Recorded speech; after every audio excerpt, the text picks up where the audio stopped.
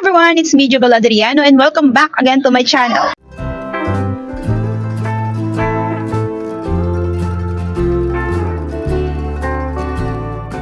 Okay, for today's video, sabi ko sa inyo kahapon, ngayon ako magkukulay ng buhok ko. Pero, plano ko i-bleach ulit ito guys. Itong binilitch ko kahapon kasi medyo dark color pa siya, hindi pa siya ganun ka-bleach. Plano ko kasing ikulay itong ash blonde ni Bremond, yung 10.13. Medyo ilalight ko pa itong taas kasi medyo dark pa siya, medyo brownish or golden pa yung taas natin. Ayan oh.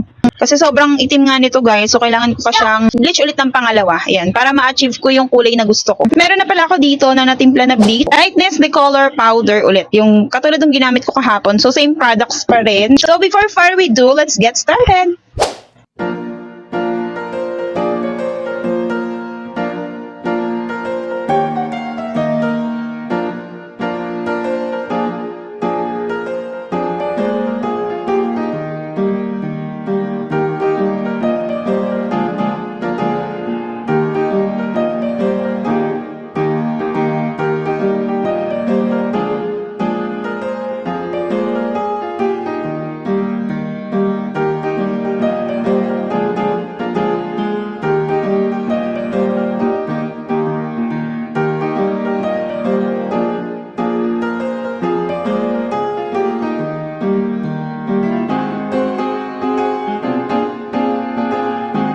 Guys, nalagay ko na lahat yung bleach sa hair ko. So, maghihintay na lang ako ng 10 to 20 minutes and babalawan ko na yung buko and I'll be right back.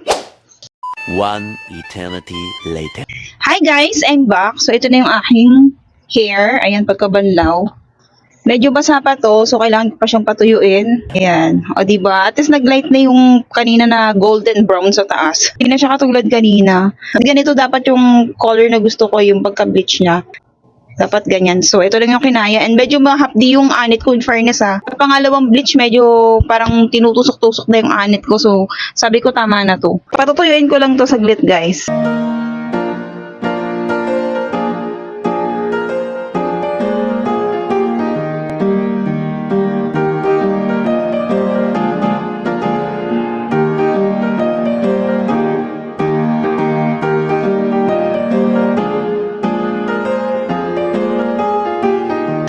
So yan guys, napatuyo ko na yung hair ko. Pero yung pinakadulo niya hindi masyadong dry, pero okay na yan. Okay guys, next tayo sa pagkukulay ng hair. So hair color naman tayo. Ang gagamitin kong kulay is yung ash blonde 10.13. Ayan, itong kulay yung napili ko. Section ko na yung hair ko pala para mabilis na lang. Siyempre, meron tayo ditong Bremond na Super Flex. Tapos, yung gagamitin ko pala guys, ubos na yung aking 9% tsaka yung 6% na oxidizer. So, 12% na lang yung natitira guys. So, yun na lang yung gagamitin ko. So, wala akong choice. So, 12% ako ng oxidizer. So, ito, tsaka itong pangkulay na to. Before further we do, let's get started.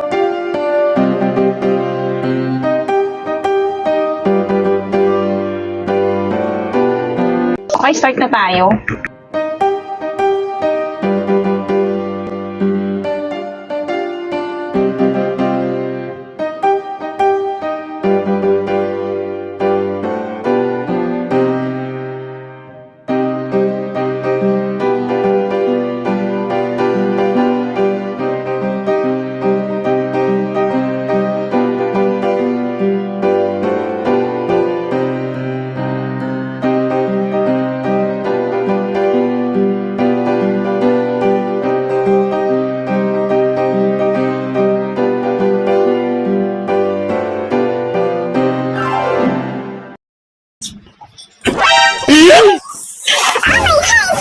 Ginagawa mo!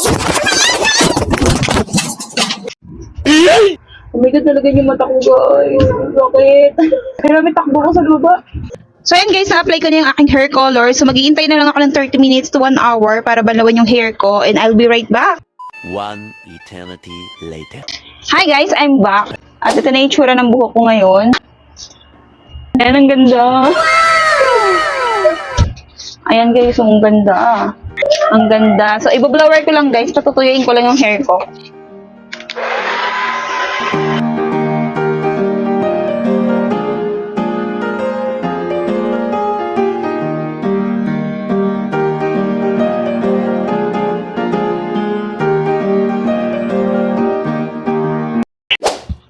guys, I'm back. So, ito na yung result ng hair ko. Ayan. O, di ba? Ang ganda. Ang ganda ng kulay niya. As in, nagustuhan ko. So, napansin ko nung nag-apply na ako nung gamot, after ko nung pangalawang bleach nga, diba nag-bleach pa ako ngayon, medyo mahapdi yung anit ko. Talaga. Promise. First time ko maramdaman na medyo masakit, na may tumutusok talaga sa anit ko. And dun chinek ko naman, wala naman sugat. So, hindi ko alam kung dahil ba nabugbog na talaga yung anit ko sa bleach. Tapos, eto, nagpuli ako. Tapos, ginamitan ko pa siya ng 12% na oxidizer. Ito yung nagamit ko, guys, na oxidizer, yung 12% kasi naubusan na ako ng 6% tsaka ng 9% na oxidizer. So, yun, medyo matapang na yung nagamit ko. Kaya siguro medyo mahapdi yung anit ko. Pero good thing naman, nung chinek ko siya sa salamin, wala namang sugat. So, doon ako natakot, baka ako nagkasugat. And experience ko na yun before, nung nagpa-bleach ako sa salon, talagang puro sugat yung ulo ko. Ayun. Thank God naman, wala namang nangyari sa aking anit. Ayan. Sana nagustuhan nyo, guys, itong aking kulay ngayon. Ayan. Ma-achieve mo talaga yung hair color na gusto mo basta na-bleach mo ng mabuti yung hair mo. As in, nag-first at saka second bleach ka ng hair mo. So far, achieve naman, and mas okay yung buhok ko ngayon kaysa kahapon, di ba? Mas nabuhay talaga yung hair ko. At ang mali ko pala, guys, na nagawa today is hindi ko nalagyan ng Superflex ni Bremond yung aking hair color. Kaya pala kanina nung binabanlawan ko, yung pinakadulo ng hair ko kanina is parang nag-rubberize na, as in nag-rubberize siya. Pero, ayun, tinirim ko lang naman ng konti. Yung banda dito lang naman. Ayan. So far, okay naman. Okay naman siya, guys. Nagustuhan ko talaga yung kulay ng hair ko. So, ito yung tsura ng hair ko sa malapitan.